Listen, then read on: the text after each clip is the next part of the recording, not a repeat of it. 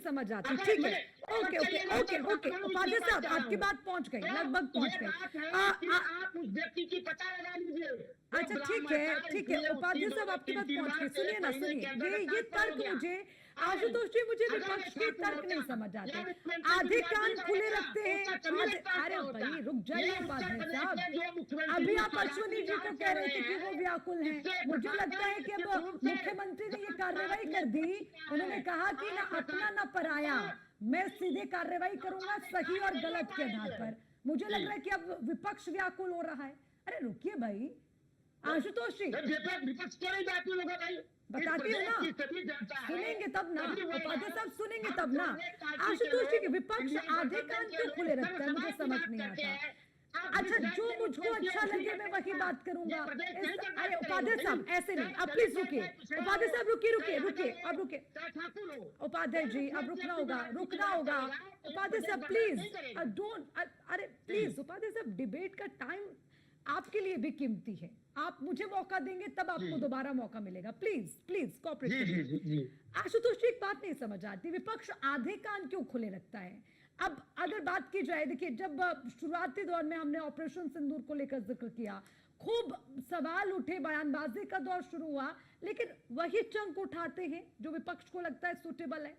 आज भी वही हुआ, मतलब जब अमित शाह आए, उन्होंने ठीक है मित्र कह दिया, अरे भाई उन्होंने मुख्यमंत्री की भी तो सराहना की, वो सुनाई नहीं दिया, और उन्होंने मौर्य जी को मित्र कह दिया तो उस पर उन्होंने पोस्ट कर दिया अखिलेश जी ने, और आज भी वही, अब जब कार्रवाई हुई तो उसमें जाति खोज के लिए आए। मतलब ये विपक्ष के तर्क क्यों, मुझे लगता है कि कुछ तो गड़बड़ा जाते हैं।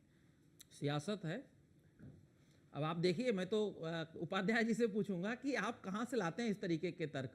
सबसे पहले आपने कहा, बाकी बात तो सब ठीक थी, लेकिन जब आपने कहा कि सीएमओ दलित है इसलिए उसके खिलाफ कार्रवाई हुई, 21 मार्च 2025 तक के आंकड़े हैं आईएएस अधिकारियों के, केवल आईएएस अधिकारियों के, और उसमें ज्यादा नहीं, कुल टोटल मिलाकर के 11 आईएएस अधिकारियों को मुख्यमंत्री के द्वारा सस्पेंड किया जा चुका है।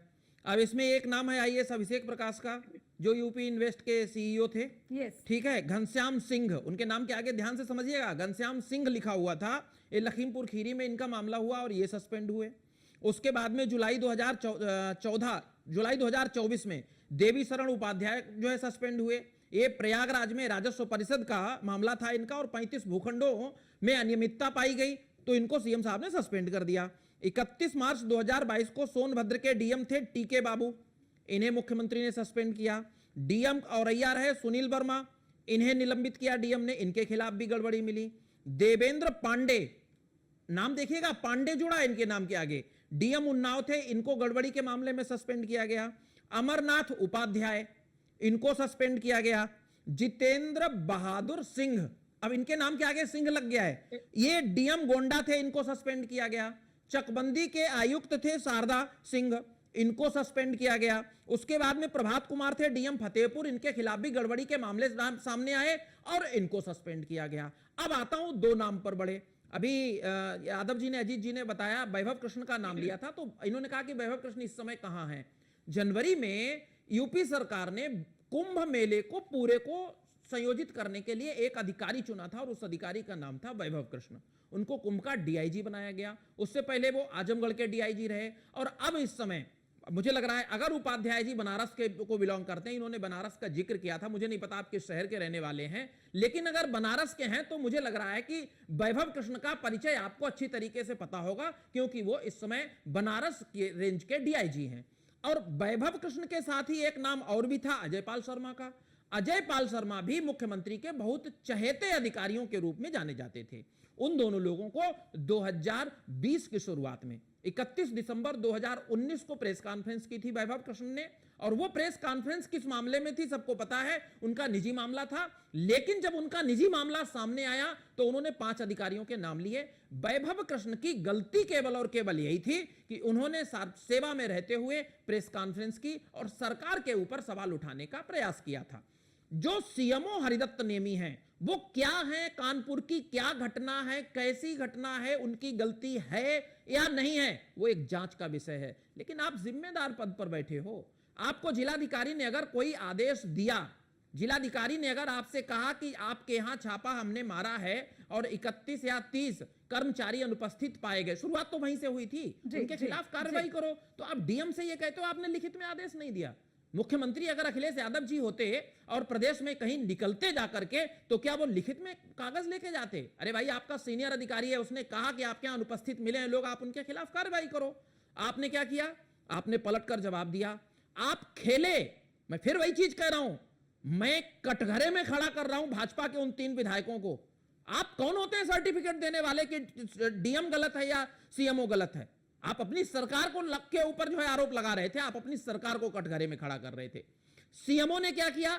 सीएमओ ने डीएम के खिलाफ जाकर के पहले तो ऑडियो वायरल कराया, और जब सस्पेंड हो गए आप, तो आपने लोक नियमावली का 1999 का जिसका आप जिक्र कर रहे हैं, आपने उसका घोर उल्लंघन किया और आपने प्रेस कॉन्फ्रेंस लगाई और दलित कार्ड खेलने का प्रयास कर दिया।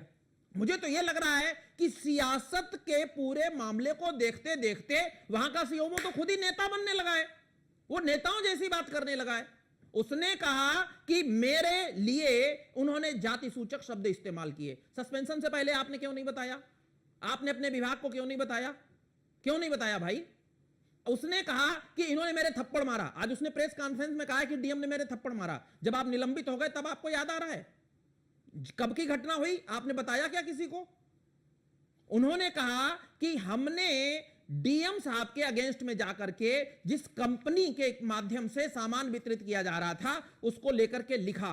कहां है लेटर? वो जिस डेट में आपको डीएम साहब ने जिस दिन नोटिस दिया, जिस दिन डीएम ने आपको डांटा, क्या उससे पहले की डेट में लिखा है आपने? तर्क नहीं दे पाए। वो क्यों नहीं दे पाए? क्योंकि आपको भी पता है कि ये हमाम में सब नंगे होते हैं। जब उसको लगा कि उसके खिलाफ कार्रवाई हो गई तो वो प्रेस कॉन्फ्रेंस करने आ गया। क्या लोक सेवक को अपने और शासन के खिलाफ निलंबन के बाद में प्रेस कॉन्फ्रेंस करने का अधिकार है? अरे उसे तो बर्खास्त कर देना चाहिए था। और मुख्यमंत्री ने जो किया, मैं उनके लिए सराहना करता हूं उनकी, और बिल्कुल सही है, उन्होंने आईना दिखाने का प्रयास किया है कानपुर के भाजपाइयों को कि भैया जो काम कर रहे हो वो करो, प्रदेश मैं चला रहा हूं, मुझे चलाने दो। बिल्कुल, लेकिन